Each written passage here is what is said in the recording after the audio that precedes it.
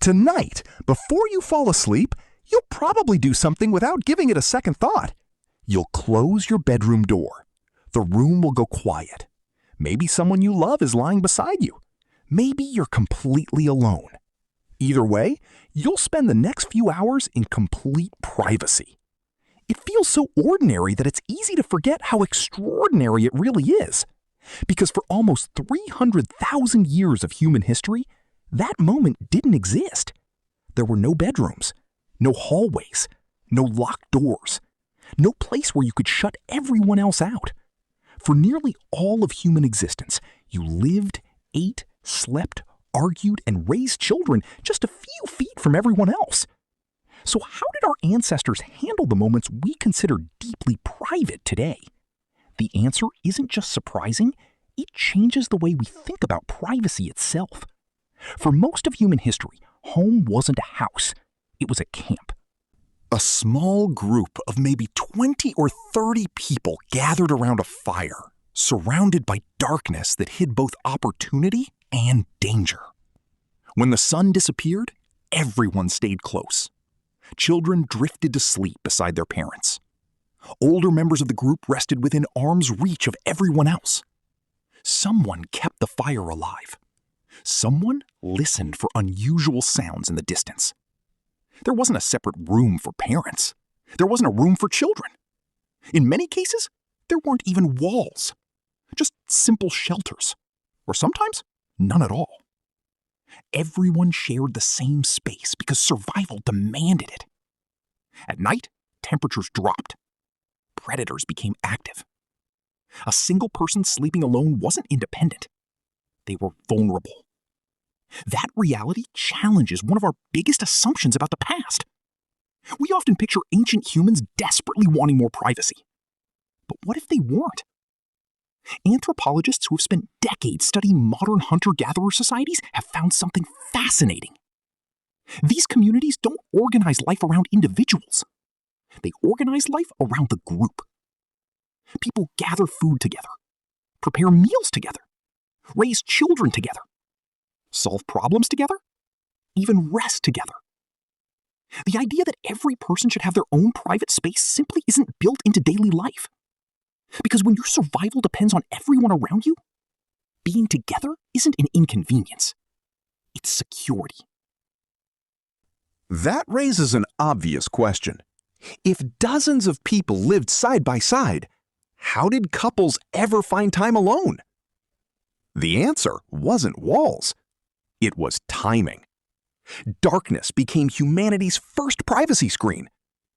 As conversations faded and the fire burned lower, attention naturally shifted. People stopped watching each other. Not because they couldn't see, because there was nothing to gain from paying attention. The night created a kind of psychological privacy long before physical privacy ever existed. Sometimes that wasn't enough.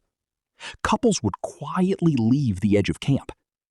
Not for hours, not miles away, just far enough that the details disappeared into the darkness. Leaving the safety of the fire completely would have been dangerous. Predators, unfamiliar terrain, and the risk of becoming separated from the group were very real. But moving just 50 feet away could make all the difference. In the dark, distance quickly became invisibility. The most important part, however, wasn't the darkness. It was everyone else. Ancient communities developed something surprisingly sophisticated, an unspoken agreement not to notice. It sounds strange, but we still do this today. Think about stepping into a crowded elevator. Nobody stares. Most people suddenly become fascinated by the floor numbers. Or think about a public restroom. Everyone knows other people are there. Everyone can hear each other. Yet everyone silently pretends they can't. Those aren't physical barriers. They're social ones. Ancient humans relied on the same invisible rules every single day. Respect created privacy where architecture couldn't. The same principle applied to one of the questions everyone eventually asks. What about going to the bathroom? There were no toilets, no stalls, no locked doors. People simply walked away from camp to areas that gradually became understood as the place to go. Others didn't follow. They didn't watch. They gave each other space, not through walls, but through shared expectations. By modern standards, it doesn't sound very private. But privacy isn't only about what people can see. Sometimes it's about what everyone agrees to ignore. Even sleep looked very different. Archaeological discoveries reveal shelters so small that entire families had little choice but to sleep shoulder to shoulder. Rolling over often meant bumping into someone else. There was no king-sized bed, No guest room, no nursery. sharing body heat helped people survive cold nights. Sleeping together also meant more ears listening for danger. The arrangement wasn't about comfort. It was about staying alive until morning. And this didn't end with prehistory. Even thousands of years later, privacy was still a luxury. In medieval Europe, entire families often lived in a single room. Parents, children, grandparents, sometimes even servants or travelers. Beds themselves were shared. Separate bedrooms for every member of a household would have been unimaginable for most people. In fact, children having their own room is a remarkably modern idea. Historically speaking, it's barely older than electricity. But here's where the story takes an unexpected turn. Maybe ancient humans weren't missing privacy because they didn't believe anything was missing. That's a difficult idea for us to accept. Today, being alone often feels peaceful, relaxing, even necessary. But for most of our evolutionary history, being alone meant something very different. It meant you had lost your group, and losing your group could mean losing your life. Anthropologist Colin Turnbull observed something similar while living among the Mbuti people of Central Africa. He noted that prolonged solitude wasn't considered especially desirable. The community wasn't simply where people lived, it was who they were. Identity wasn't built around the individual, it was built around relationships. You weren't separate from the group, you were part of it. The idea of intentionally isolating yourself would have felt far stranger than sharing a sleeping space. Psychologists have argued that our modern desire for privacy is closely connected to individualism. As societies grew larger, people slowly began defining themselves less by their community and more by themselves. Ownership became personal. Responsibility became personal. Eventually, space became personal too. Privacy transformed from an occasional convenience into something people expected every day. Then, something people believed they deserved. That transformation began around 10,000 years ago. Agriculture changed everything. Instead of constantly moving, people settled in one place. Temporary camps became permanent villages. Permanent villages became towns. Homes became larger. Walls became thicker. Rooms appeared. Then came doors. For the first time in history, people could intentionally separate themselves from everyone else. Not because predators demanded it, because architecture finally made it possible. It sounds like a simple invention. A wall, a door, a private room. But together, they completely reshaped human relationships. Parents could speak without children listening. Couples could spend time alone. Personal belongings could be hidden away. Eventually, people began expecting moments where no one else could see them at all.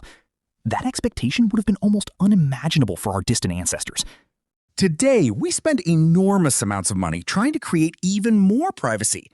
Bigger houses, private offices, noise-canceling headphones, high fences, passwords, locked phones. Every generation invents another way to separate itself from everyone else.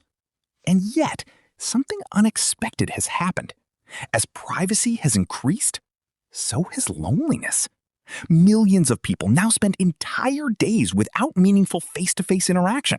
For the first time in human history, complete solitude has become normal, sometimes even unavoidable. That doesn't mean ancient life was better. Far from it. Life was harder, more dangerous. Disease was common. Food wasn't guaranteed. Very few people would willingly trade modern life for prehistoric survival. But every major change comes with trade-offs. The same walls that protect us also separate us. The same doors that give us peace can also leave us isolated. So perhaps we've been asking the wrong question all along. Instead of asking, how did ancient humans live without privacy? Maybe we should ask, what did privacy replace? For almost 300,000 years, humans survived by staying close together. Then, in what amounts to the blink of an eye on an evolutionary timeline, we built walls between ourselves. Those walls gave us safety, comfort, silence, and the freedom to be alone. But they also changed something much older than civilization itself, the way humans experienced one another. Tonight, when you close your bedroom door, remember what that simple action represents. Not just comfort, not just security, but one of the newest experiences in the entire human story. For nearly all of our existence, no one had a room of their own. No one disappeared behind a closed door. No one expected complete privacy. They survived together. We live apart. And somewhere between those two worlds lies one of the greatest transformations our species has ever experienced.